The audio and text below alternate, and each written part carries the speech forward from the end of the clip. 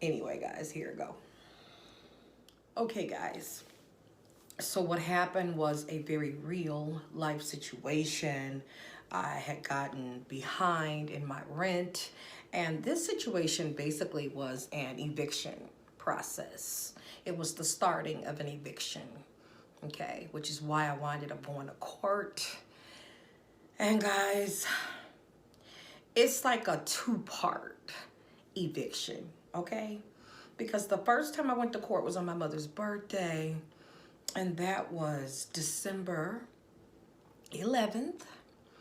And I basically was told by the judge that either I could move on my own accord, okay, in 2 weeks, which would be the 21st of December, and not have an eviction attached to my name, okay, on my own, guys, or leave the next day by the sheriffs, by the way of the sheriffs, putting my things out, which, no, that was not going to be an option. No, that couldn't be an option. So I had to go with the latter option, and I picked, okay, I'll be out of the apartment. I will clear it out by the 21st of December, and I'll just move. You know, nobody wants an eviction attached to their name, guys. You know, when that happens, you really can't move anywhere, you know, without having that, you know, that issue. So you don't want that. You don't want that. So I decided, okay, I will just leave. No problem. All right? Okay. What happened when I went to court? I found out it was dismissed. The eviction was dismissed, guys. It's a partial dismissal. And I say that because, like I say, it's a two-part eviction. I had to go to court the first time, and I still have to go back to court January the 22nd, okay, on my grandmother's birthday. First I had to go on my mom's birthday, December 11th. Now I have to go January the 22nd on my grandmother's birthday. Isn't that ironic? But anyway, guys, yeah, I gotta go back. So once I go back, then it'll be totally dismissed. And I do have the paperwork, guys, from court that says the first causes of action is dismissed. You can see that right there. Right here, guys. Look where my finger is. Read that line. The first cause of action is dismissed. And you see that date right there. All right. Okay.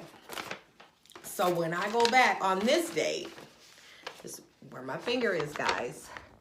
122. That is when the total eviction will be dismissed. Okay. So while this was going on, guys, it made it really tough for me to find an apartment. Though the judge said that, you know, there would not be an eviction on my name, it showed up as an eviction. When you CCAP my name, it would show up as an eviction. Even though when you would look further, it would say dismissed, you know, but it still showed up as an eviction, which is some bullshit.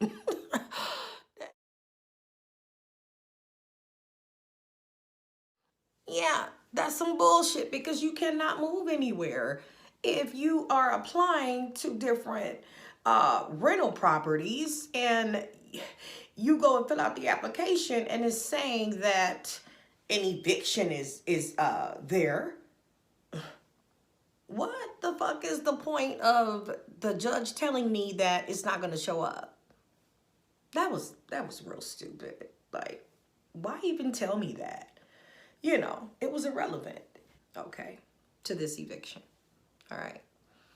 After I left court, well, while I was in court, the property management where I was living before, their attorney was there, and he basically let me know that it was up to the management to work with me if they wanted to accept payment plans from me, you know, to get caught up with the back rent, you know, that was up to them, that all of this could just be dropped.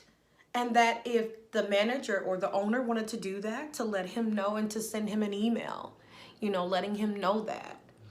And it could have been handled that way.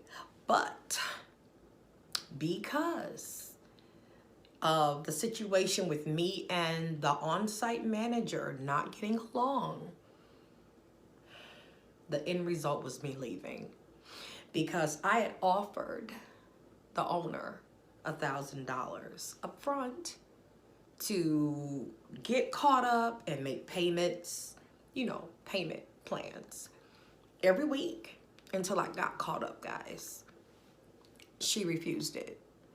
She brought up the restraining order. In case I didn't mention that, which I probably did, I think in another video I did, but the building manager basically had gotten a restraining order put on me